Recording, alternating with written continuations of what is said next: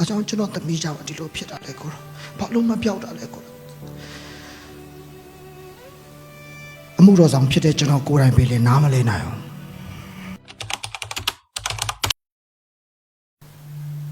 သမီးကိုအရန်ချစ်တယ်အခုတော့တရိရတယ်ဆရာသမီးကိုအရန်ချစ်အဝါရဲ့ရေးပြော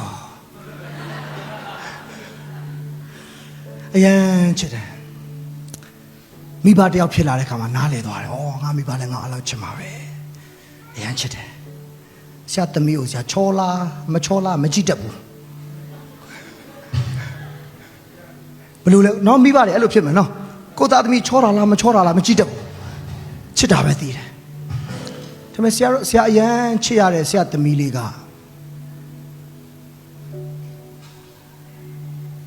မွေးလာတဲ့အချိန်မှာဒီညာဘက်မှာရေအိတ်အမဟုတ်ရေအိတ်မဟုတ်ဘူးအသားအနေနဲ့တွဲသလိုဖြစ်တာပေါ့တွဲသလိုဖြစ်မွေးလာတဲ့မွေးတိတ်မတိတာအစမွေးလာခါစားမှာတိတ်မတိတာဒါပေမဲ့တဖြည်းဖြည်း4-5လဆိုနည်းနည်းတိတာလာပြီ6လ9လဆိုပိုတိတာတယ်တနစ်ကြော်တဲ့အခါကျတော့အရန်တိတာသွားပြီအရန်တိတာသွားပြီဒါကတော်ဆိုးသွားပြီတော်ဆိုးသွားပြီဟာ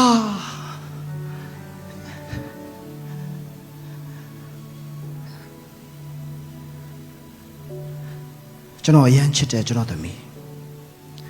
ကျွန်တော်ရဲ့နှလုံးသားကျွန်တော်ရဲ့အသက်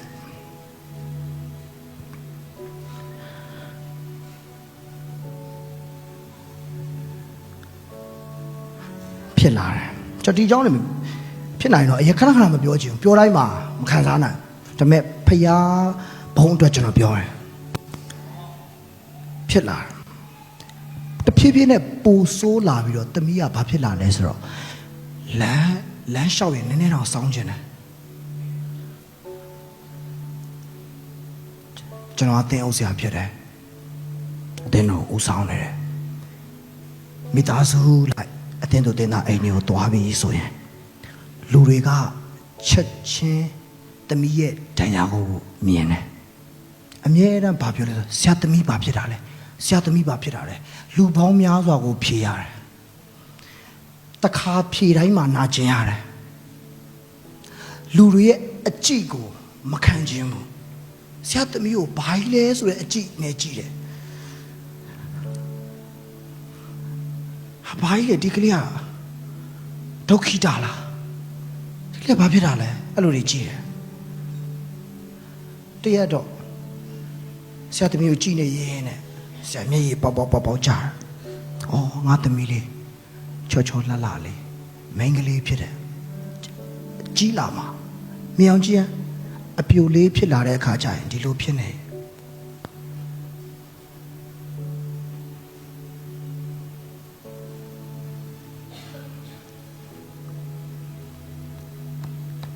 မိဘတယောက်နေနဲ့ဘယ်လိုခံစားရမလဲ။ကျွန်တော်သမီးဘယ်လိုခံစားရမလဲ။ဘယ်လိုခံစားမလဲသူ့ကိုကြိုက်တဲ့သူရှိပါမဟုတ်တော့သူ့ကိုအလောက်ခန့်တဲ့နေရာရှိပါမလားမသိဘူးသူ့ကိုအပေါင်းအသင်းရှိပါမလားသူကြောင်းတက်ရင်သူ့ကိုကဲရဲကြမလား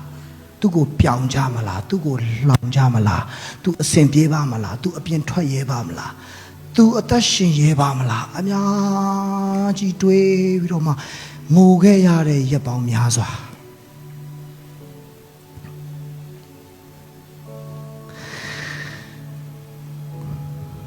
မန္တလေးမှာဒီယောဂကိုကုတဲ့ဆရာဝန်ရှိတယ်ဆေးရုံသွားတယ်ဆရာဝန်မယ်ဆရာကျွန်တော်သမီးကိုဆေးကုချင်တယ်ဘလောက်ပဲကုမယ်ဆရာဝန်ကဘာပြောလဲဆိုတော့ခွဲစိတ်လို့မရ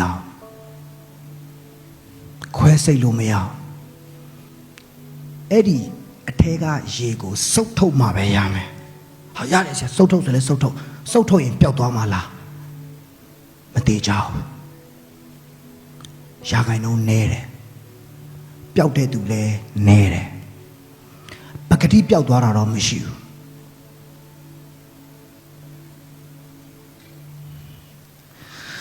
ဘုရားသခင်ကိုရောကျွန်တော် ကျွန်တော်ကိုရောကျွန်တော်တရားဟောနေတာလေကိုရောကျွန်တော်လူတွေကိုယေရှုခရစ်တော်ဟာအနာရောဂါငြိမ်းစေတဲ့ဖခင်လို့ကျွန်တော်ပြောတာလေဖခင်သခင်တတ်နိုင်တယ်လို့ကျွန်တော်ပြောတယ်အကြောင်းကျွန်တော်သမီးကြပါဒီလိုဖြစ်တာလေကိုရောဘာလို့မပြောက်တာလဲကိုရောအမှုတော်ဆောင်ဖြစ်တဲ့ကျွန်တော်ကိုယ်တိုင်ပဲလေနားမလဲနိုင်အောင်နားမလဲဘူးနောက်ပိုင်းအတင်းသားအိမ်တွေကိုမိသားစုလည်းတိတ်မသွားချင်တော့ဆူတောင်းမေးတာတွေဖြေရလို့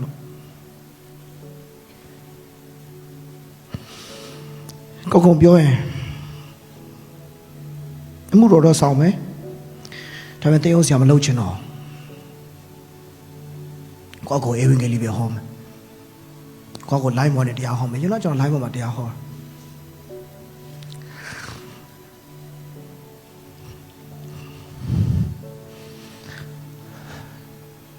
ကျွန်တော်မျိုးသမီးလဲငေါကျွန်တော်လဲငေါမန္တလေးကပူဝပူမလွယ်ဘူး sorry ပါဒါတည်းကြတော့အတင်းတော်မှာရှိတဲ့အတင်းတော်လူကြီးတွေကပြောတယ်ဆရာထိုင်းသွားပါလားထိုင်းနိုင်ငံသွားဆရာထိုင်းနိုင်ငံသွားထိုင်းမှာစက်ပစ္စည်းတွေကောင်းတယ်ဆရာ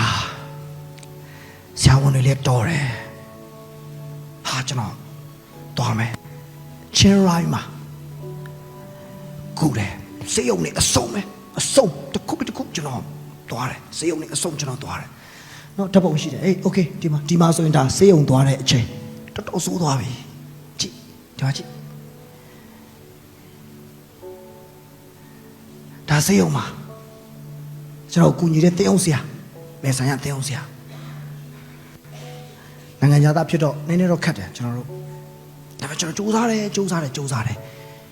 နှစ်ပတ်လောက်အားထုတ်ပြီးတဲ့နောက်ပိုင်းမှာ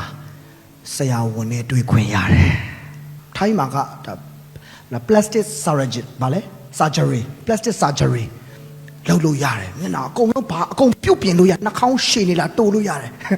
မေးစိရှည်နေလားတိုးလို့ရတယ်မျက်နှာဝိုင်းနေပြုံချုံလို့ရတယ်အကုန်လုံးလို့ရဟာကျွန်တော်ရန်ဝမ်းတာတယ်ကျွန်တော်စီးစိမ်ကုန်ပြီးကုန်မစစ်ကျွန်တော်လောက်မယ်ဆရာဝန်ခေါ်တဲ့ခါရန်စိတ်လို့ရှာတယ်ငါသမီးပျောက်တော့မယ်ငါသမီးကြောင်းလာတော့မယ်ဟာဝင်သွားတယ်စီဒီစကန်နေပါတယ်ကောင်းကြည့်ပြီးတဲ့ခါကျတော့ဆရာဝန်ကဘာပြောလဲဆိုတော့အကိုရေးတဲ့စိတ်တော့မကောင်းပါဘူးတဲ့သမီးကခွဲစိတ်လို့မရဘူးတဲ့ခွဲစိတ်လို့မရဘူး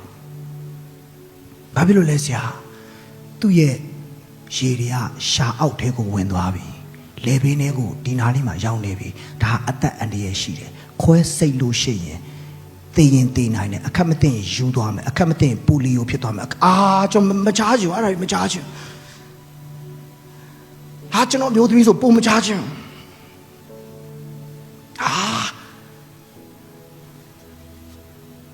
ဘေးကစကပြန်ဒီညီလေးအင်ကြီးအပြာနဲ့ညီလေးကစကပြန်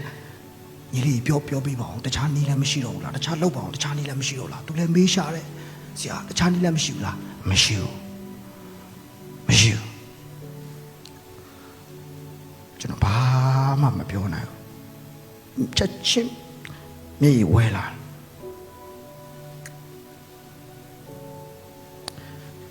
ယေရှုတင်ပါတယ်ဆရာမနောက်တုံးတစ်ခုစုတ်ထုတ်တဲ့နီလန်တော်ရှိတာစုတ်ထုတ်တာမြန်မာနိုင်ငံမှာလည်းလောက်ခဲ့ပြီးသွားပြီအစစ်မပြေလို့ဒီထိုင်းကိုလာတာဘိုးကောင်းလေဆိုလို့ထိုင်းကိုလာတာစုတ်ထုတ်တာဘယ်လိုစုတ်ထုတ်ရမှာလဲဒီအဲ့ဒီမဲဆိုင်မှာ2 လတစ်ချိန်3 လတစ်ချိန်စုတ်ထုတ်ရမယ်ပျောက်မှာလားမသေးချဘူးဟာဒုက္ခပဲ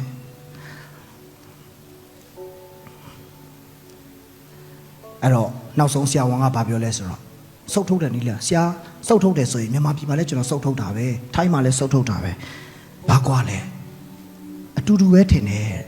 အတူတူတော့ဘာလို့တော့မလဲထိုင်းမှာတော့ဒုက္ခခံပြီးတော့ကျွန်တော်ဘယ်နေတော့မလဲချက်ချင်းပဲမိမဆရာမအစင်ဆွဲမိမကြီးလာတကားဖွင့်လိုက်တဲ့အချိန်မှာတမီးကစော်ရဲတဲ့လမ်းသွားရဲ့အဲ့လိုဖြစ်သွားတယ်ဟာအဲ့ဒီအပေါက်ဘွားမှာပဲခွေတဲသွားခြင်းတမီးကိုကြည့်ပြီးတော့ ကျွန်တော်မှာပတ်စံရှိတယ်ဘာမှမတတ်နိုင်ဘာမှမတတ်နိုင်ဘာမှမလုပ်နိုင်လေမယားနှစ်ယောက်စေးရုံကနေပြန်လာတယ်လက်ကိုင်းပြီးတော့မှစကားတခေါမှမပြောဖြစ်ဘူးတိတ်ဆိတ်ကားပေါ်မှာကိုင်း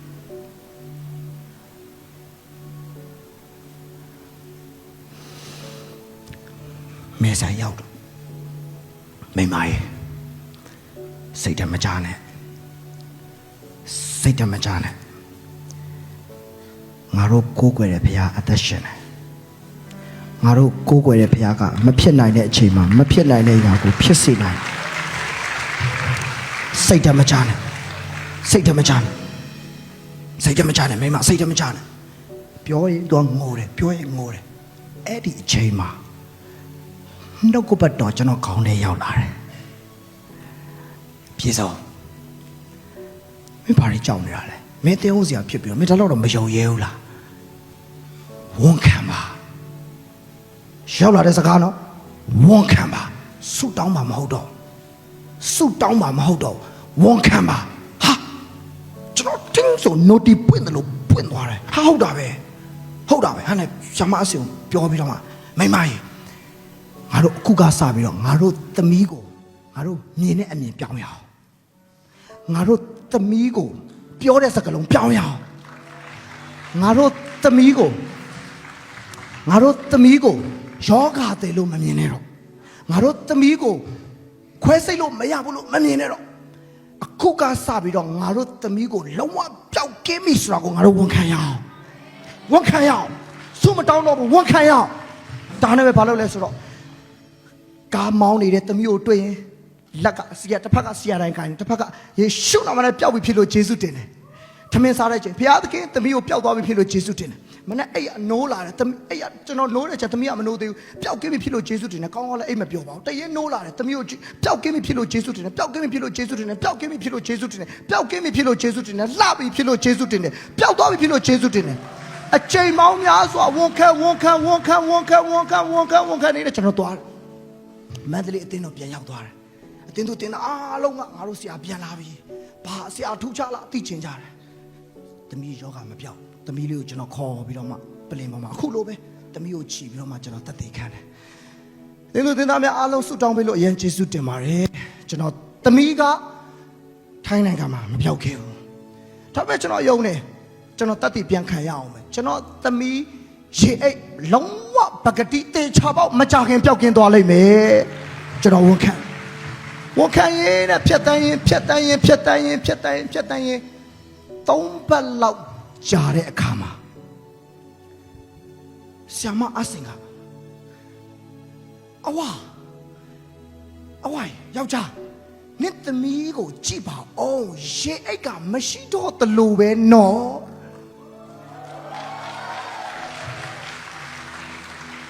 မရှိတော့တလို့ပဲနော်တဲ့အဲ့ဒါနဲ့ထပ်ပြီးတော့မှကျွန်တော်ကဟာမဟုတ်ဘူးတေချာကြည့်တဲ့ခါကျတော့ဟဲ့ဟုတ်တယ်တိတ်မရှိတော့ဘူးတော်တော်လေးနမ်းလက်ရောင်လေးရှိတယ်လို့တော့ဖြစ်နေမရှိလုံးဝပျောက်ကင်းတယ်လို့ဖြစ်တယ်ကျွန်တော်အရန်စိတ်လုံးရှားသွားတယ်ဒါနဲ့မတေချာပြန်ကြည့်တဲ့ခါကျတော့နောက်တရက်နှစ်ရက်အတွင်းမှာကျွန်တော်သမီးရဲ့ဒီအကြီးကလုံးဝပကတိပျောက်ကင်းတဲ့အခွင့်ကိုဘုရားသခင်ပြင်ဆင်ပေးတယ်ပုံလေးကိုတစ်ချက်လေးကြည့်ရအောင်ဟာလေလုယာလက်ခုပ်တီးပြီးတော့ဘုရားကိုဂုဏ်ပြုပါဦးဟာလေလုယာဝူး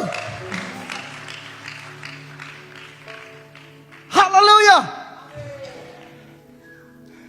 ကြည့်ဟေး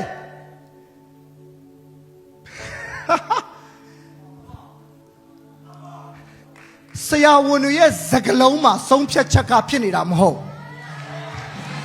သင်ဘလောက်ထိမျော်လင့်တယ်လဲသင်ဘလောက်ထိယုံကြည်တယ်လဲသင်ဘလောက်ထိဝန်ခံတယ်လဲ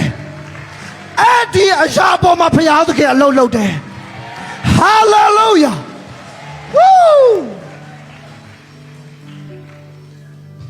အခုလုံးဝအရေးရောင်တော့မရှိတော့ဆရာဝန်စီပြန်သွားတယ်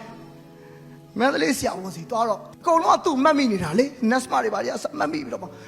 ဟိုတယောက်ရှင်းပြပြောက်သွားတယ်ဟာထိုင်းနိုင်ငံမှာကုခဲ့တယ်နဲ့တူတယ်